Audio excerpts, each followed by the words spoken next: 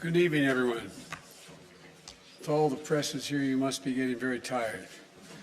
Am I the 16th or 17th?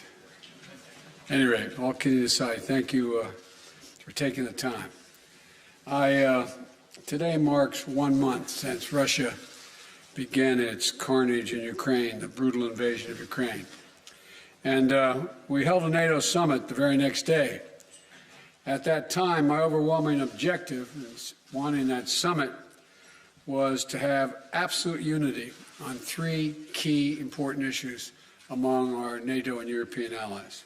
First was to support Ukraine with military and humanitarian assistance. Second was to impose the most significant sanctions, economic sanction regime ever, in order to cripple Putin's economy and punish him for his actions. Third was to fortify the eastern flank of our NATO allies, who were obviously very, very concerned and somewhat worried what would happen. We accomplished all 3 of these, and today we're determined to sustain those efforts and to build on them. The United States is committed to provide over $2 billion in military equipment to Ukraine since I became president, anti-air systems, anti-armor systems, ammunition, and our weapons are flowing into Ukraine as I speak. And today I'm announcing the United States is prepared to commit more than $1 billion in humanitarian assistance to help get relief to millions of Ukrainians affected by the war in Ukraine. Many Ukrainian refugees will wish to stay in Europe, closer to their homes. But we also will welcome 100,000 Ukrainians to the United States with a focus on reuniting families. And we will invest $320 million to bolster democratic resilience and defend human rights in Ukraine and neighboring countries. We're also coordinating with the G7 and the European Union on food security as well as energy security. And I'll have more to say about that tomorrow.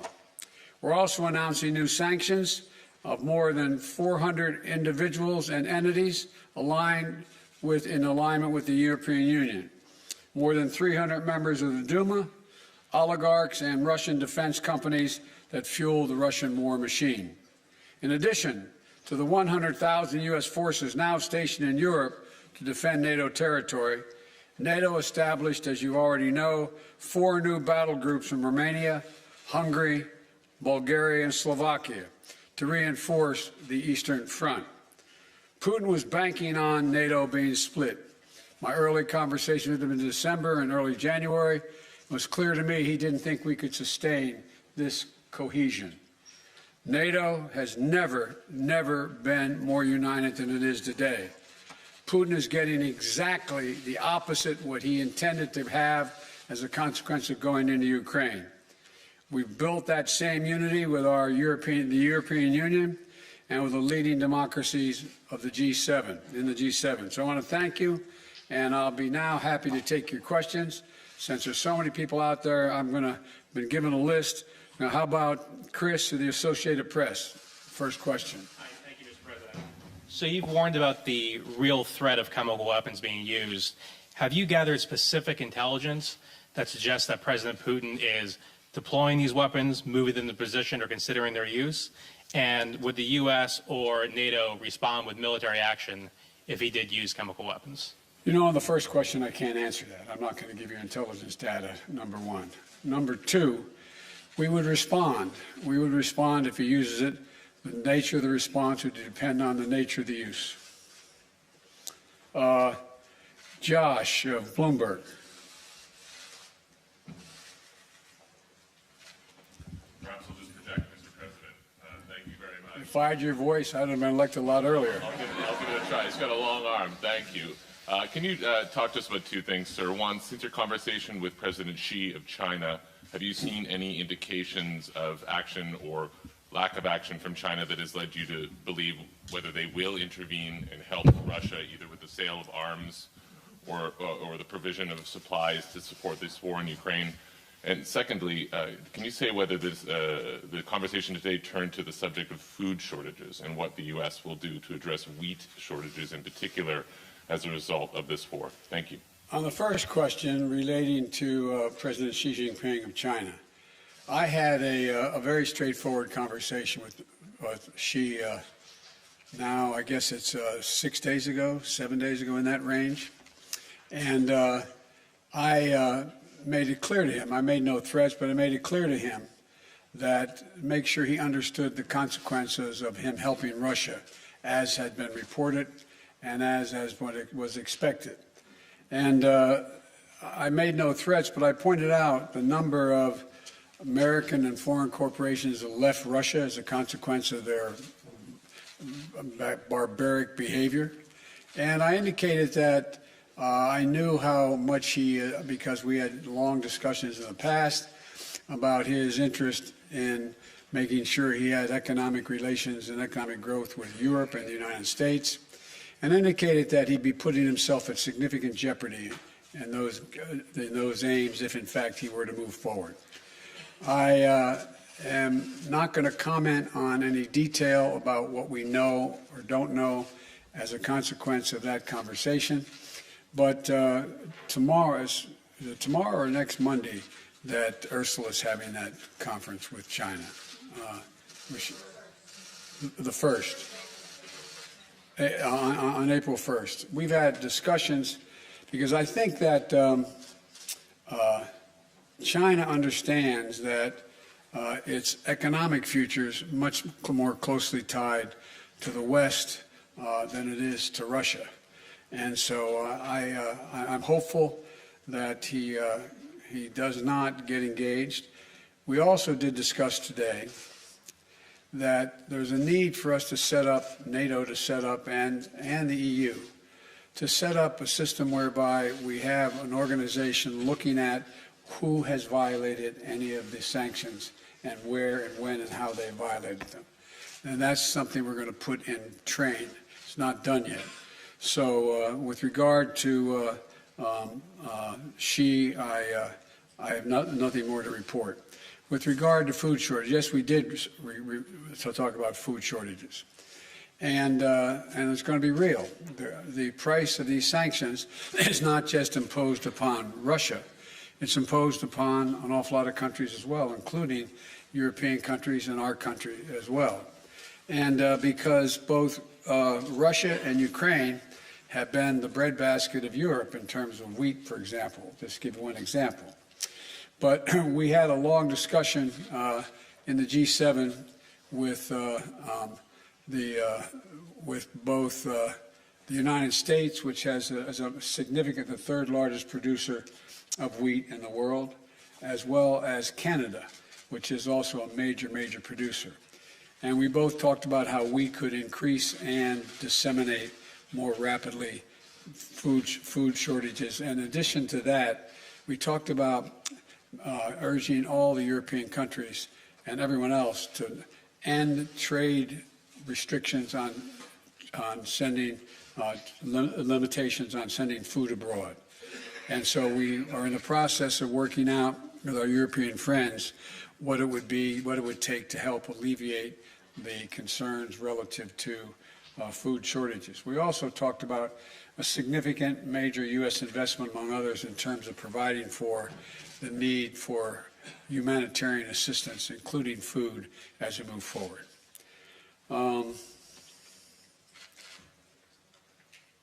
Tarina of the Wall Street Journal. Watch out you don't get hit in the head there now. Mr. President, in your view, does President Zelensky need to cede any Ukrainian territory in order to gain a ceasefire with Russia, or is that completely off the table?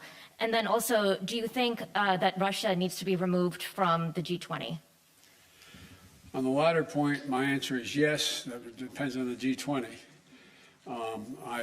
That was raised today, and I raised the possibility, if that can't be done, if Indonesia and others do not agree, then we should, in my view, ask to have both Ukraine be able to attend the meetings, as well as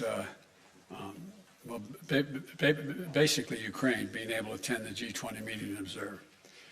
With regard to, what was the first question? If you think that Ukraine needs to cede That is a total judgment based on Ukraine. Nothing about Ukraine without Ukraine. I don't believe that they're going to have to do that, but that's a judgment. There's negotiations that are discussions, I should say, that have taken place that I have not been part of, including the Ukrainians, and it's their judgment to make. Cecilia, ABC. There you are. Oh, thank you. Sir, you've made it very clear in this conflict that you do not want to see World War III. But is it possible that in expressing that so early that you were too quick to rule out direct military intervention in this war? Could Putin have been emboldened knowing that you are not going to get involved directly in this conflict? No and no. That. And to clarify on chemical weapons, if chemical weapons were used in Ukraine, would that trigger a military response from NATO? It would trigger a response in kind. Whether or not you're asking whether NATO would cross, we'd make that decision at the time. And my final question, because you're heading to Poland tomorrow, do you think that getting a first-hand look at the effects of this war on these millions of Ukrainians who have fled their country could change the way that you might respond? I don't think so, because I've been to many, many war zones. I've been in refugee camps. I've been in war zones for the last 15 years, and it's devastating. And but the thing you look at the most is you see these young children. You see children without parents that are in those camps or in refugees. You see women and husbands, and men and women who are completely lost and have no nose. You see the look, that blank look on their face, that absolute feeling of, my God, where am I? What's going to happen to me? And so what it will do, it will reinforce my commitment to have the United States make sure we are a major piece of dealing with the relocation of all those folks, as well as humanitarian assistance needed both inside Ukraine and outside Ukraine. For example, this is not something that Poland or Romania or Germany should carry on their own. This is an international responsibility. The United States, as a leader, one of the leaders in the international community, has an obligation to be engaged and do all we can to ease the suffering and pain of innocent women and children and men, for that matter, throughout Ukraine, and those who have made it across the border. I plan on attempting to see those folks, as well as I hope I'm going to be able to see, I guess I'm not supposed to say where I'm going, am I? But anyway, I hope I get to see a lot of people.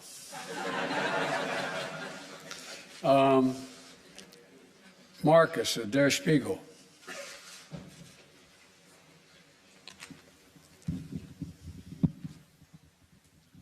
Thanks, Mr. President. There's a presidential election coming up in 2024, and as you know, kidding. there are yes, that's true. And there are widespread concerns in Europe that a figure like your predecessor, maybe even your predecessor himself, might get elected president again.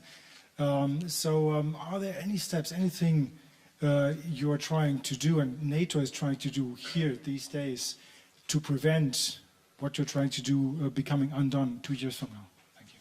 No, that's not how I think of this. I've been dealing with foreign policy for longer than anybody that's involved in this process right now.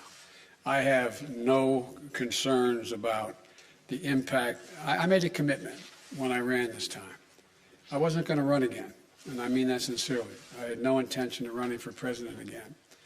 And until I saw those folks coming out of the fields in Virginia carrying torches and carrying Nazi banners and literally singing the same vile rhyme that they used in Germany in the early 20s, or 30s, I should say.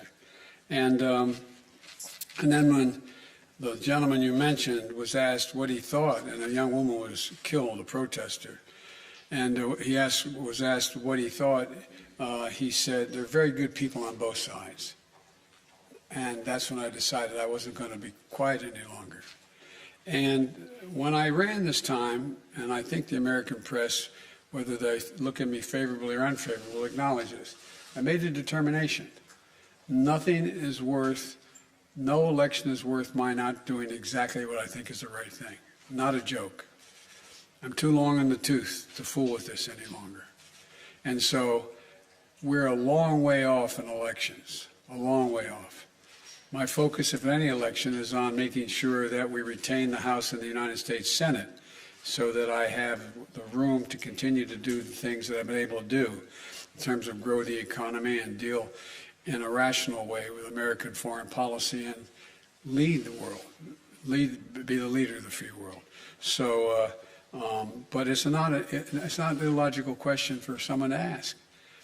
I say to people at home, imagine if we sat and watched the doors of the Bundestag broken down and police officers killed and hundreds of people storming in. Or imagine if we saw that happening in the British Parliament or whatever. How would we feel?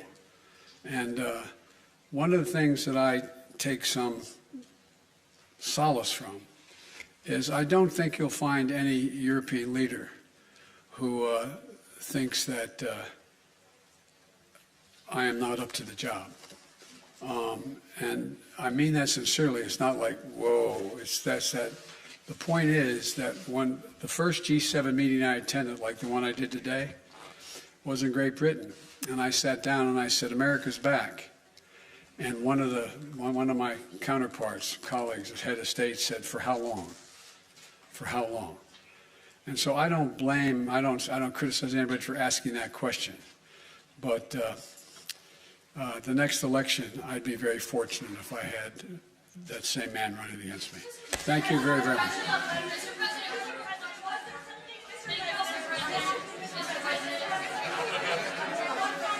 Whoa. You know, yeah, one final question, right. Hey, look, wait, hold on a second, please. I was supposed to be an hour ago at the European Union meeting and to speak. No, I'm thanking you. So someone I haven't called on before. You. Who are you? I'm Christina Arcady from CBS. Thank you, sir. Okay. Sir, deterrence didn't work. What makes you think Vladimir Putin will alter course based on the action you've taken today? Let's get something straight. You remember, if you covered me from the very beginning, I did not say that, in fact, the sanctions would deter him. Sanctions never deter. You keep talking about that. Sanctions never deter. The maintenance of sanctions, the increasing the pain, and the demonstration why I asked for this NATO meeting today is to be sure that after a month we will sustain what we're doing, not just next month, the following month, but for the remainder of this entire year. That's what will stop him. You believe the actions today will have an impact on making Russia change course in Ukraine? That's not what I said. You're playing a game with me. I know. The answer is no. I think what happens is we have to demonstrate the purpose. The single most important thing is for us to stay unified. And the world continue to focus on what a brute this guy is. And all the innocent people's lives are being lost and ruined and what's going on. That's the important thing. But look, if you're Putin and you think that that Europe is going to crack in a month or 6 weeks or 2 months, why not? They can take anything for another month, but we have to demonstrate. The reason I asked for the meeting, we have to stay fully, totally, thoroughly united. Thank you.